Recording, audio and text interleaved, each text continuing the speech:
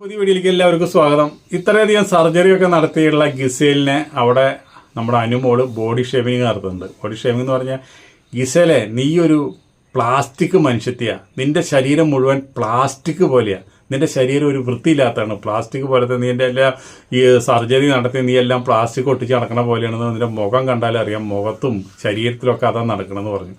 ഒരു തെങ്ങ് പോലെ. അപ്പോൾ അങ്ങനെ പറഞ്ഞോട് കൂടിയിട്ട് ഗിസേലിന് ആകെ വിഷമമായി.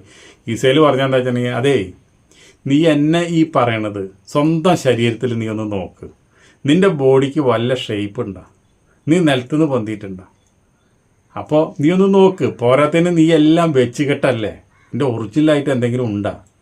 അത് പറഞ്ഞപ്പോഴാണ് പ്രേക്ഷകരായ ആൾക്കാർക്ക് ഒരു സംശയം. എന്താണെന്ന് വെച്ചിട്ടുണ്ടെങ്കിൽ, നമ്മളിപ്പോൾ അനുമോളെയായാലും മറ്റുള്ള സ്ത്രീകളെയാലും എല്ലാവരും നമ്മൾ തുടക്കത്തിലേ കാണാറുണ്ട്.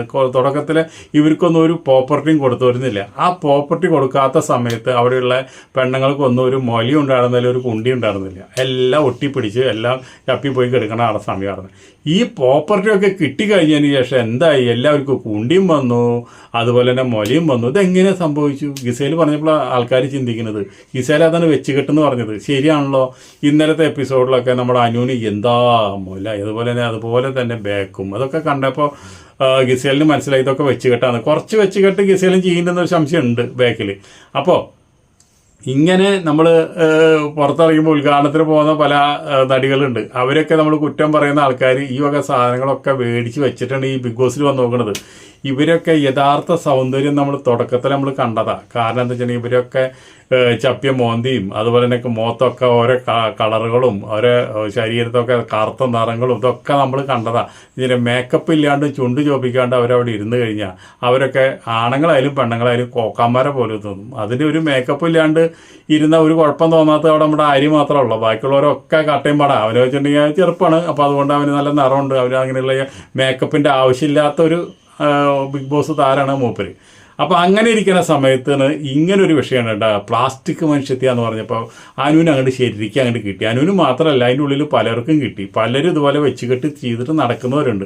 അവർക്ക് എല്ലാവർക്കും ഒരു കൊട്ട അങ്ങോട്ട് കൊടുത്തു ഗിസേൽ. എൻ്റെ പ്ലാസ്റ്റിക് ശരീരമാണെന്ന് വെച്ചാൽ നിങ്ങളുടെയൊക്കെ ശരീരത്തിൽ എന്താണെന്ന് നിങ്ങളൊന്ന് നോക്കുക. നമ്മുടെ കാല് മന്താല് മണ്ണിൽ പൂതി വെച്ചിട്ട് വഴി കൂടെ പോണതിനെ മന്താലാന്ന് വിളിക്കരുത്.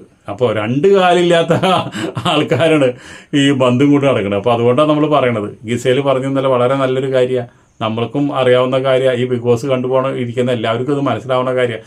എങ്ങനെയാണ് ഇവർ ഒരു ദിവസം ഇത്രയധികം തടി വയ്ക്കുന്നത്, എന്താണ് ഇവിടെ നടക്കുന്നത്?